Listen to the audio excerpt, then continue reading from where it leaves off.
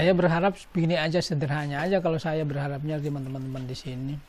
Kalau untuk pengrajin itu sebenarnya mereka itu bisa membuat, tapi menjualnya kadangkala mereka bermasalah. Yang menjadi harapan kami kalau ada pihak ketiga, mungkin dalam tanda kutip mungkin orang-orang yang bisa menyalurkan istilahnya barang-barang kami di sini, menjualkan dari pihak ketiga, bisa memasarkan barangnya sampai ke dalam negeri apa luar negeri, itu yang lebih utama.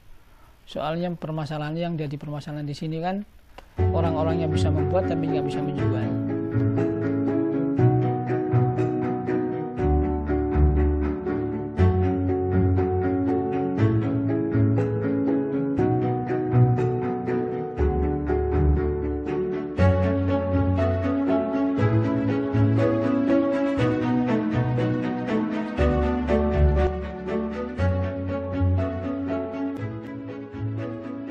Bismillahirrahmanirrahim. Assalamualaikum warahmatullahi wabarakatuh. Saya memperkenalkan diri, saya Agus Sugianto dari BPSI LHK Solo. Terkait dengan kegiatan usaha Pak Rasid, ada beberapa hal yang ingin saya tanyakan. Yang pertama adalah kegiatan usaha Pak Rasid mulai berdiri tahun berapa dan ikut paguyuban apa. Yang kedua adalah bagaimana proses pembuatan dan perolehan bahan bakunya. Perkenalkan, nama saya Pak Abdul Rasid. Asli saya dari Bima tapi tinggal di Jogja, bekerja di usaha pengrajin gerabah di Dusun Decis RT 4 Kabupaten Bantul. Usaha saya berdiri dari tahun 1997. Pertamanya saya ngikut teman saudara. Setelah itu saya berusaha sendiri dari tahun 97 sampai sekarang saya mengikuti paguyuban Siti Rezeki. Kalau sistem pembuatan gerabah itu sebenarnya kalau yang awal itu dari nenek moyang kita, itu dari orang-orang sini, orang asli sini, orang Jogja, orang Jetis sini. Kebetulan saya tahun 97 itu mengikuti alur pekerjaan di sini. Dulu belum ada yang bikin kerajinan yang pakai cetakan itu, Pak. Terus saya membuat inovasi untuk bikin gerabah dengan alat bantu pakai cetak seperti yang sekarang ini. Dan bahan bakunya awalnya dari godean, karena godean udah mulai menipis, sekarang pindah ke Borobudur sama di Mangunan daerah Imogiri sini, Kabupaten Bantul sini aja. Tapi alhamdulillah selama ini kalau bahan baku masih bisa teratasi karena kami membeli tanah liat di sini, nggak menggiling dan mengerjakan sendiri, tapi membelinya dengan sistem udah jadi tinggal pakai di kasongan. Oh iya Pak Rasid.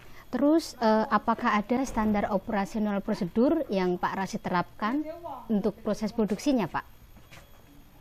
Kalau sistem pembuatannya, kalau di kerajinan keramik di saya ada dua cara, Pak. Yang pertama sistemnya pakai cetak, itu yang kedua pakai alat putar. Pertama kalau untuk pembuatan itu, pertama yang kita harus bikin gerabah itu, setelah itu di finishing di servis, baru diangin-anginkan, baru dijemur.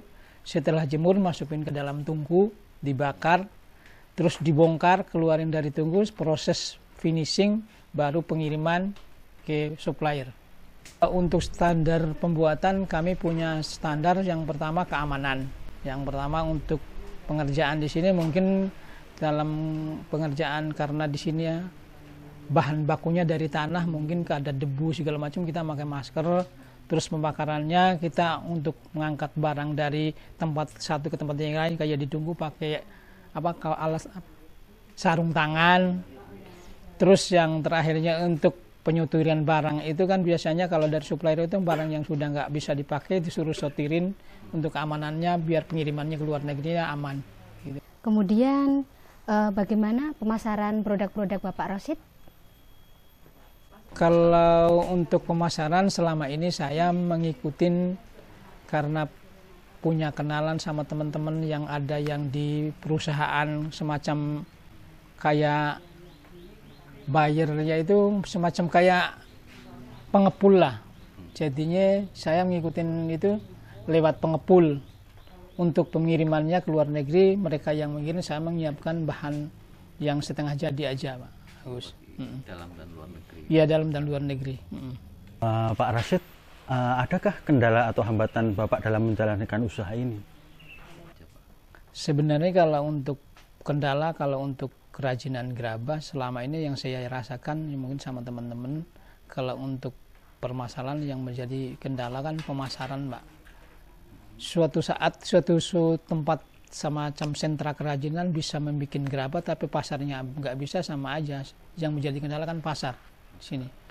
Sebenarnya untuk istilahnya fasilitas segala macam yang lainnya masih ada untuk mengerjakan gerabah di sini, tapi yang menjadi permasalahan pemasaran. Selama pasarnya bagus, insya Allah kerajaan gerabah itu bisa maju. Bahan baku. Kalau bahan baku masih diatasi kalau untuk Bantul sekarang.